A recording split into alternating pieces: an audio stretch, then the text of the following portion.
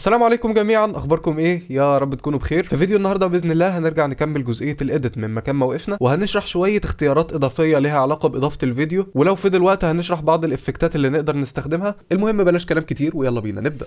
قبل ما نشرح في الجديد، معلش في كارثه صغيره خالص عملتها الفيديو اللي فات، هي الجزئيه نسيت اقولها. اتفقنا الفيديو اللي فات اننا بنستخدم السكرول في الحركه، وقلنا ان لو استخدمنا السكرول لوحدها هنقدر نتنقل ما بين التراكات بشكل عمودي او بشكل راسي يعني، ونفس الحكايه مع تراكات الصوت لو عندنا كذا تراك تحت بعض، ولو ضغطنا كنترول مع السكرول هنقدر نتحرك في التايم لاين بشكل افقي. ونسيت اقول اننا لو ضغطنا الت مع السكرول هنبدا نعمل زوم ان وزوم اوت. لحد هنا تمام، بس في مشكله صغيره ممكن تقابلك. خلينا نمد الفيديو قدام شويه، وهنفترض مثلا ان انا عايز اعمل زوم للجزئيه دي، فالمنطقي اني هحط الماوس هنا كده وهضغط على الت مع السكرول، هلاقيه بيعمل زوم ان لمكان المؤشر بتاع القراءه. فعشان اعمل زوم للحته دي لازم احرك المؤشر الناحيه دي وبعد كده اعمل زوم، فهلاقيها ظبطت معايا. وعشان تحل المشكله دي لو كان الموضوع ده مضايقك، فبتبدا تخش على قائمه فيو وتفعل زوم اراوند ماوس بوينتر، وبعد كده هيعمل زوم ان وزوم اوت من المكان اللي انت حاطط فيه الماوس بتاعك بغض النظر عن مؤشر القراءه موجود فيه. وبما اننا جبنا سيره حل المشاكل، ففي مشكله كمان ممكن تواجهك لو افترضنا مثلا ان انا قعدت اقسم التايم لاين بالشكل ده. فممكن وانت بتتحرك تلاقي المؤشر بتاع القراءه عمال يحدد اللايرز اللي انت واقف عليها، ولو مثلا عندنا طبقه فوق فهتلاقيه اوتوماتيك بيحدد الطبقه اللي فوق وبيسيب الطبقات اللي تحت، فالموضوع ده ممكن يعمل لك مشكله. فلو الموضوع ده مضايقك بكل بساطه هتخش على تايم لاين وتطفي سيلكشن فولوز بلاي هيد، وبكده المشكله تكون اتحلت. جميل. خلينا نبدا في الجزء الجديد. خلينا بقى نمسح الكام جزئيه الزياده دول، انا بس مش محتاج غير الحته دي بالظبط. خلينا نقف في النص بالظبط ما بين التراكين دول ونضغط على الفيديو بتاعنا دبل كليك، ونبدا نختار مثلا جزئيه تانية عايزين نحطها. مثلا لما الاخ ده مات هنا نضغط على اي عشان نحط نقطه البدايه اللي هي الان لحد لما مات مثلا. اوكي، نعمل نقطه الاوت. وعرفنا طبعا من حلقه الايديت الاولانيه ان انا لو عايز احط الجزئيه دي في التايم لاين ببدا اسحب الفيديو بتاعي بالمنظر ده، او حتى ممكن اسحبه من هنا هيديني نفس النتيجه. دي حاجه احنا عارفينها. ولكن لو بصيت تحت هنا هتلاقي ان في علامه فيديو وفي علامه صوت. دول لازمتهم ايه؟ ببساطه انا لو عايز اسحب الفيديو بس من غير الصوت فممكن اضغط هنا واسحب، هلاقي سحب لي الفيديو بس. طبعا هفترض ان انا عايز الصوت بس، هنرجع تاني دبل كليك وهاجي على ايقونه الصوت وابدا اسحبها بالمنظر ده، وهلاقي ان الصوت اتسحب معايا لوحده من غير الفيديو. نبدا نشغل.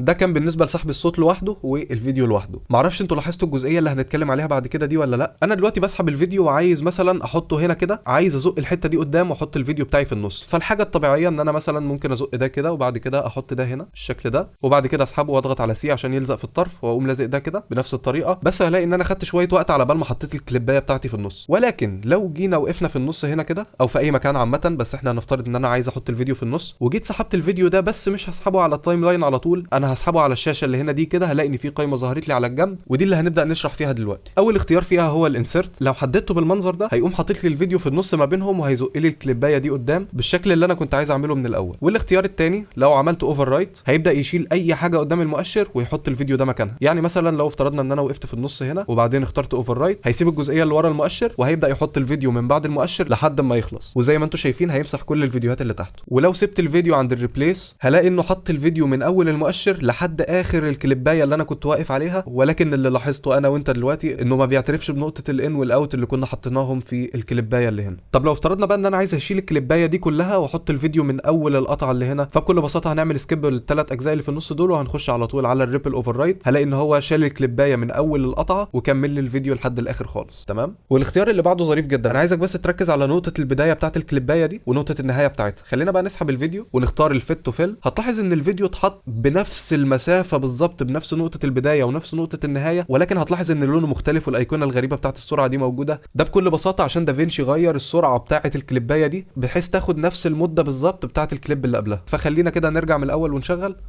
هنلاحظ فعلا ان الفيديو سرعته متغيره ويمكن محتاج يتعمل له بروكسي بصراحه. فخلينا نضغط كليك يمين ونعمل جنريت اوبتمايزد ميديا ونرجع تاني من الاول ونشغل. اوكي، اعتقد كده الوضع انعم شويه. فاضل معانا اختيارين بالظبط. اول واحد هو بليس اون توب، وواضح من اسمه انه بيحط الكليبايه فوق كل الكليبس اللي انا كنت حاططها قبل كده. واخر اختيار معانا هو ابند تو اند، وواضح من اسمه انه بيحط الكليبايه في اخر التايم لاين خالص. وبالمناسبه هنلاحظ ان في هنا 3 عناصر من اللي موجودين في القائمه. لو انا مثلا حددت الفيديو بتاعي وضغطت هنا هيعمل الكليبايه انسرت في النص بالمنظر ده، ولو ضغطنا على علامه الاوفر رايت هنلاقي حطها بعد المؤشر وشال كل اللايرز اللي كانت موجوده. وفاكرين بقى الزرار ده كان بيعمل ايه؟ كان عندنا هنا بيعمل ريبليس، بس المشكله اللي اتفقنا عليها انه ما بيعترفش بنقطه الان والاوت، ولكن لو ضغطنا هنا هنلاقي انه هو بيعترف بنقطه الان والاوت عادي جدا، وبيحط لي الفيديو مكان الفيديو اللي انا كنت واقف عليه، ولكن مش بيغير سرعه الفيديو، هو فعليا بيحط اخر الفيديو مع اخر كليبايه، وبياكل اي جزئيه موجوده في الاول. والدليل على كده ان احنا لو زقناه قدام ورجعناه لورا هنلاقي ان اللقطه اتاكلت من ورا مش من قدام. اوكي، وبكده نكون خلصنا كل الاختيارات اللي ليها علاقه باضافه الفيديو. نيجي بعد كده بقى على جزئيه لذيذه جدا، وهي جزئيه الترانزيشنز. انا جمعت لكم اهم الترانزيشنز المهمه بالنسبه لي، وطبعا عشان تضيف اي ترانزيشن او اي افكت على برنامج دافينشي هتلاقيها كلها موجوده في قائمه الافكتس اللي هنا. فهنيجي عند التول بوكس اللي فوق، فممكن تكتب اساميهم في السيرش وهيطلعوا لك، او ممكن تخش على الفيديو ترانزيشنز وهتلاقي عندك كل الترانزيشنز اللي ممكن تستخدمها، حتى المدفوعه منها واللي لازم تشتري نسخه الاستوديو عشانها، ولكن الترانزيشنز المجانيه اكتر من كافيه يعني، وده هنشوفه ان شاء الله واحنا شغالين. فاول ترانزيشن بالنسبه لي هو البلوك جلitch. ده من اسمه واضح ان هو بيعمل جلitch. طبعا هنلاحظ الشريط اللي اتفقنا عليه ظاهر والترانزيشن عمال يرندر. بعد ما يخلص رندر خالص هنبدا نشغله، هيعمل علامه الجليتش الجميله دي. وطبعا ممكن تتحكم في مده الترانزيشن، ممكن نخليه بسيط مثلا حاجه صغيره كده. نبدا نشغل. اوكي تمام. وهنلاحظ برضو لو ضغطنا على الترانزيشن بالشكل ده هنلاقي الاعدادات بتاعته ظهرت في الجنب هنا، وهتلاقي كتير جدا من الترانزيشنز ليها اعدادات زي ده كده. فغالبا الحاجات دي انا بسيبها ديفولت، وغالبا مش ده الترانزيشن اللي هتبقى عايز تعدل فيه الكنترولز دي. ننتقل بقى للافكت اللي بعد كده، وهو السيركل سبين، وجينا سحبناه بالمنظر ده على الترانزيشن بتاع الجليتش. هتلاقيه اتحط مكانه بنفس المده بالظبط. فخلينا نشغله ونشوف بيعمل ايه.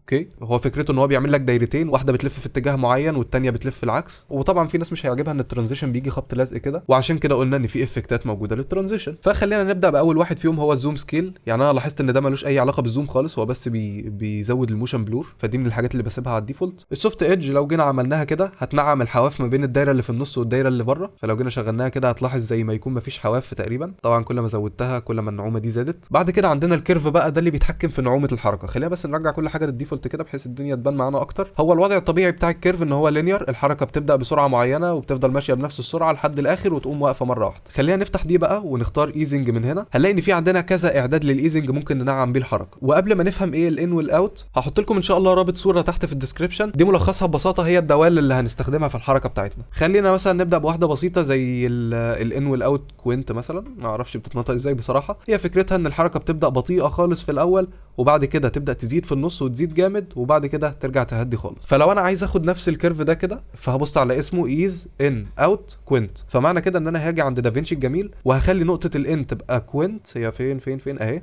والاوت برضو هتبقى كوينت بالشكل ده. فلو جينا شغلنا هنلاحظ ان الافكت هيطبق معانا بالمنظر ده.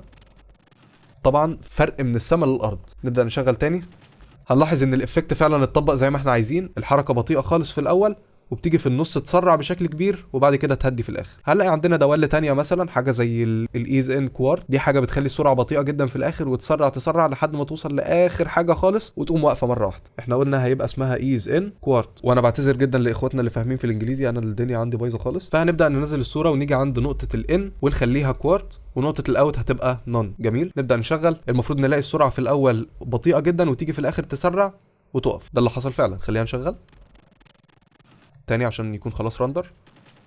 ده اللي حصل. طبعا ممكن تعمل كومبينيشن ما بين الدوال، ولكن ما برجحش الموضوع ده بصراحه. طبعا اخواتنا اللي فاهمين في الرياضه هيلاقوا ان دي داله تربيعيه، داله تكعيبيه، داله اس 4، داله اس 5، دي داله الساين، داله الاكسبوننشال، وشويه حاجات كده انت مش مهم خالص تعرفها. المهم بس انت عندك الصوره الجميله دي، عايز تاخد اي رسمه فيهم هتشوف هي ان واوت ولا اوت بس ولا ان بس، وهتشوف اسمها ايه وهتحطها زي ما هي. طبعا هتلاحظ ان انت كل ما بتنزل من فوق لتحت السرعه اللي في النص بتزيد. يعني هنا مثلا السرعه اللي في النص بسيطه شويه، هنا السرعه ازيد شويه، وفي الاكسبوننشال هتلاقيه بطيء خالص في الاول وبيجي في النص يقوم مره واحده ناقل لفوق ويرجع يهدي تاني في الاخر. فخلينا نجرب برضو الاكسبوننشال نشوف بتعمل ايه. عندك الاكسبو هنا وهنا اكسبو. نبدا نشغل. يب، ده اللي حصل. خلينا نشغل تاني. اوكي، انا اعتقد دي اللي ادتنا احسن نتيجه بصراحه. واخر حاجه عندنا الانفيرت، دي بكل بساطه بتعكس بس اتجاه الدوران. يعني انا لو شلتها كده هنلاقي ان الدوائر بتلف في اتجاه معين، لو عملت الانفيرت هنلاقيها بتلف في الاتجاه العكسي. الترانزيشن اللي بعد كده هو الراديال، هنا اهو. نبدا نسحبه على هنا، نبدا نشغل. نفس فكره السبين اللي قبله، بس مفيش بقى دايره في النص بتلف عكس الاتجاه، هو الفيديو كله بيلف في اتجاه معين. وانت هنا بس بتتحكم في قوه البلور تبقى عامله ازاي. يعني مثلا ممكن نخليها حاجه زي كده. نبدا نشغل. هي طبعا هتلاحظ انها معمول لها ايزنج اوتوماتيك، مفيش بقى فكره ان هي بتشتغل خبط لزق كده. والراديال بلور بوزيشن هو من اسمه بيحدد مركز الموشن بلور، ما بيغيرش طبعا اتجاه الدوران او حاجه زي كده، هو مجرد بس المنظر بتاع البلور. حتى واحنا مشغلين الترانزيشن كده هنلاقي الفيديو بيلف من النص عادي، بس الموشن بلور فوق هنا، يعني زي ما تكون الترانزيشن بيلف من هنا. فعامه دي برده من الحاجات اللي لازم نسيبها على الديفولت، فخلينا نضغط هنا كده وكل حاجه هترجع تمام، مجرد بس ان احنا نظبط الموشن بلور سترينث بتاعتنا وشكرا على كده. جميل. ندخل بعد كده على الكروس ديزولف اللي هو هنا ده، وطبعا احنا اخترنا اللي فوق مش اللي تحت عشان اللي فوق هو اللي فيه الاعدادات اللي في الجنب، وهنيجي نشغله هنلاقي ان هو بيعمل فيد ما بين الفيديوهات كده، بيدخلهم على بعض. فممكن تغير الترانزيشن تايب، ممكن تخليه مثلا بوكس فهيعمل لك المنظر ده. في حاجه مثلا زي السنتر وايب تبدا تشغله هيعمل لك المنظر ده. طبعا ممكن تجرب فيهم براحتك وتشوف اللي يعجبك. عندك كمان تقدر تغير الانجل بتاعه الحركه، لو جينا شغلناها كده مش وحش خالص بصراحه. البوردر ممكن تزود يعني بوردر في الجنب هنا كده، وممكن تغير لونه من هنا، ممكن نخليه احمر مثلا، وممكن تضغط على فيذر هنا وهتلاقينا عاملك الاطراف بالمنظر ده. كل ما زودت البوردر كل ما الاطراف بقت انعم. وخلينا كده نشيل الفيذر ونقلل بس ده شويه كده ونشوف الريفرس هيعمل ايه. هي الفكره ببساطه ان الترانزيشن بيحصل من النص لبره، لو عملت ريفرس هيجي من بره للنص بالشكل ده كده. وعندنا الايزنج احنا خدنا فكره عنه، ولكن هنا هو ما بيديلكش السماحيه انك تختار دوال معينه، فاحنا مثلا ممكن نختار الان اند اوت بحيث ان هو يدينا نعومه الحركه بالمنظر ده، يبقى بطيء في الاول ويسرع في النص ويهدي في الاخر. او ان هتلاقي ان هو بيبدا في النص بطيء خالص وبيقفل مره واحده في الاخر، والاوت بيبقى العكس، بيبقى سريع جدا في الاول وبيبطئ خالص في الاخر. فخلينا نشغل كده الاوت. اوكي، وكده كانت الان. انا شخصيا بفضل الان والاوت. جميل. ولو خليتها كاستم هتقدر تتحكم بالسرعه عن طريق الكي فريمز اللي هنشرحها ان شاء الله مع الفيوجن وهنفهم فكرتها عامله ازاي. بس حتى الان انا عايزك بس نقف عند الان والاوت، ودي اللي انا شايفها مناسبه جدا حتى الان. والترانزيشن اللي بعد كده هو الفور جراوند وايب. لو جينا حطيناه بالشكل ده هنلاقي انه بيعمل لنا زي ما يكون ستاره بتعدي من الجنب هنا كده، برده شكله ظريف جدا مش وحش خالص. الاعدادات بتاعته ممكن تتحكم في عكس الاتجاه، بدل ما هو هيجي من على الشمال بقى بيجي من على اليمين. ممكن تتحكم في نعومه الظل اللي ورا ده، وممكن تتحكم في العرض بتاعه من هنا. والترانزيشن اللي بعد كده هو الجلو، ممكن نحطه هنا كده وهنلاقي ان هو بيدينا الافكت اللذيذ ده، تحس ان انت داخل على قصه حب. المهم اعداداته هنا ما هياش حاجات كتيره يعني، انت هنا ممكن تغير الالوان، ممكن نرجع ده كله زي ما كان، ممكن تتحكم بالجين مثلا اللي هو حجم الاضاءه. واخيرا الكيرف اللي اتفقنا عليه، عندنا الايزنج هنا ممكن نخلي الان يبقى اكسبو وده اكسبو برضو. نبدا نشغل. جميل. خلاص احنا فهمنا فكره الايزنج دي من الكام افكت اللي فاتوا. والافكت اللي بعد كده هو اللوما وايب. ده بصراحه واحد من اروع الترانزيشنز اللي جربتها. خلينا نحطه كده ونشوف النتيجه. خلينا نشغل. رايق جدا. عندك طبعا السوفتنس بتتحكم بالنعومه بحيث ان الحواف ما تبقاش شارب بالمنظر ده. عندك مثلا البوردر، انا بصراحه اول مره اجرب ده. اوكي نايس. استنى كده ما نشغل. الافكت ده اروع افكت شفته في حياتي. اوكي خلينا مثلا نتحكم بالبوردر، ممكن نخليه مثلا يبقى احمر مثلا او ازرق. ممكن اوكي هو الابيض احلى حاجه بصراحه، بس اوكي خلينا مثلا نميله للاحمر شويه او للازرق يا سيدي عشان يبقى فيه حاجه باينه. ونبدا نشغل. جامد، بس بصراحه الابيض اجمد يعني. خلينا كده نوسعه ونشوف الدنيا على المدى الواسع هتبقى عامله ازاي. اوكي حلو جدا. وعشان ما نضيعش باقي الفيديو في قد ايه الترانزيشن ده جامد، فخلينا ننتقل للترانزيشن اللي بعده اللي هو الستريتش بلور. خلينا نحطه مكان ده، نبدا نصغر بس المده شويه. خلينا نشغل.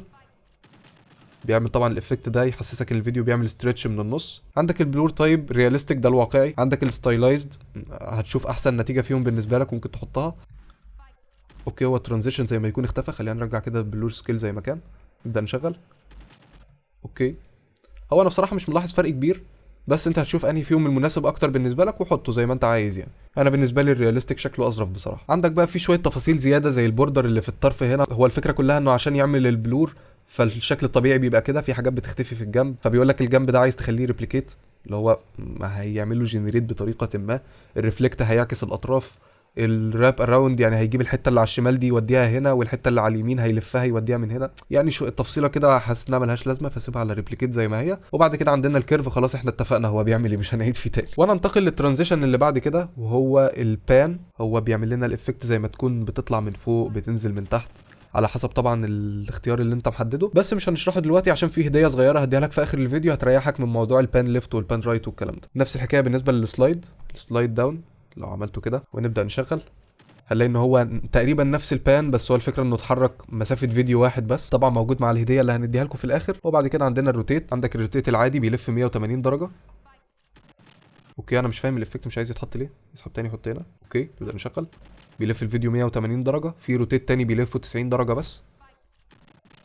اوكي شوف انت انهي اريح لك. وبرده مش هنتعب نفسنا في شرح الروتيشن، عشان البلجن اللي هتلاقوا اللينك بتاعه ان شاء الله موجود تحت في الديسكربشن. واللي عامل البلجن ده يوتيوبر اسمه مستر اليكس تك، ده بصراحه ليه بلجن كمان هنشرحه ان شاء الله قدام. ولو عليا بصراحه كنت حطيت لكم الفيديو اللي هو شارح فيه البلجن، وحتى رابط التحميل اللي هو منزله، عشان لو انت عايز تدعمه مثلا بمبلغ مادي او حاجه زي كده. بس هو حاطط صوره مش ظريفه خالص سواء على الفيديو او حتى على الموقع اللي بتدخل تحمل منه البلجن، فعشان كده هسيب لكم رابط التحميل بشكل مباشر تحت في الديسكربشن. فاللي هتعمله بكل بساطه بعد ما تحمل الفايل ده، هتلاقي ظاهر جنبه صوره دافنشي، فهتضغط عليه دبل كليك وهتظهر عندك الرساله اللذيذه دي في دافنشي. انا طبعا عشان محمله قبل كده فبيقول لي عايز تمسح القديم وتحط ده مكانه، فانا اقول له كنسل، هو كده كده عندي اصلا. ولو ما كانش ظاهر عندك علامه دافنشي في الجنب او ظهر لك اي رساله خطا او حاجه زي كده، تضغط كليك يمين، بعد كده اوبن وذ، وتضغط على تشوز انذر اب او انذر بروجرام لو انت على ويندوز 10. ولو لقيت دافنشي وسط دول هتضغط عليه وبعد كده اولويز. ولو ما لقيتوش هتيجي هنا عند تشوز ان اب اون يور بي سي، وتروح للمكان اللي انت محمل فيه دافنشي وتنزل تحت وتيجي عند ريزولف دوت اكس اي وتضغط دبل كليك وتقول له اولويز،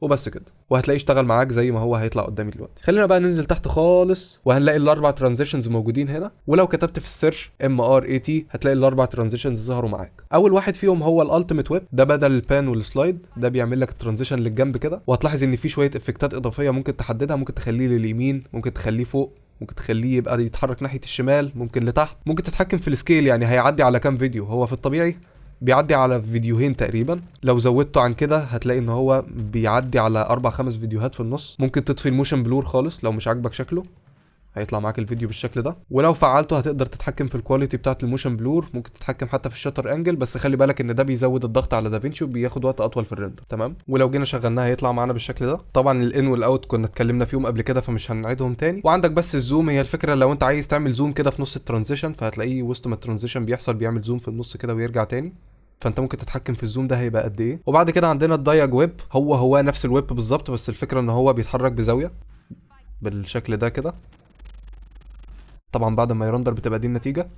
وبعد كده عندنا الالتيميت سبين، ده بيعمل الروتيشن اللي اتفقنا عليه بالشكل ده كده. ممكن نشيل الموشن بلور بحيث نخلي الدنيا اسرع شويه.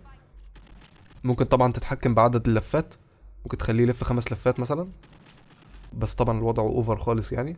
نفس الحكايه برضو في الزوم، ممكن تخليه يعمل زوم شويه وسط ما هو بيلف. واخيرا الالتيميت زوم، هو فكرته انه بيعمل ترانزيشن عن طريق الزوم. ولو حددناه هنا ان معنى كده انه بيعمل زوم ان في الكليب الاولاني وزوم ان برضو في الكليب الثاني. لو عملناه اوت هنلاقيه بيعمل زوم اوت في الكليبين مع بعض بالشكل ده كده. لو عملته ان اوت هتلاقيه بيعمل في واحد ان وواحد اوت بالشكل ده كده، بيعمل زوم ان في الاول واوت في الاخر.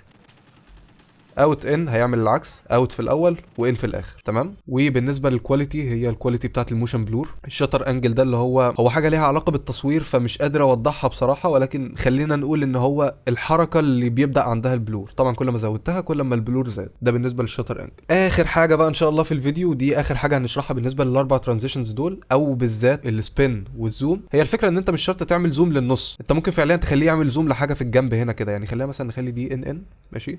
هنفترض مثلا ان انا عايز اوصل للمشاهد ان انا هدخل في الباب اللي ظهر في الجنب هنا ده.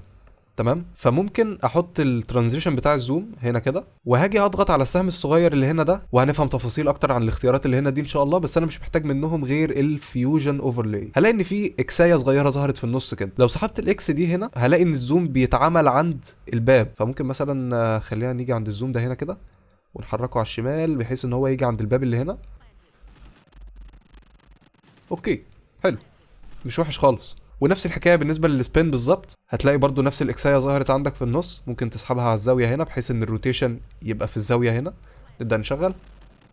وبس ده اللي كان عندي النهارده. وبس كده يا شباب نكون وصلنا لنهايه مقطعنا النهارده، اتمنى يكون عجبكم واستفدتم منه. وطبعا لو استفدت من المقطع ما تنساش تدعمنا باللايك وتشترك في القناه لو ما كنتش مشترك، وتفعل زر الجرس عشان توصلك الفيديوهات الجديده اول لما تنزل. واشوفكم على خير الفيديو الجاي. مع السلامه.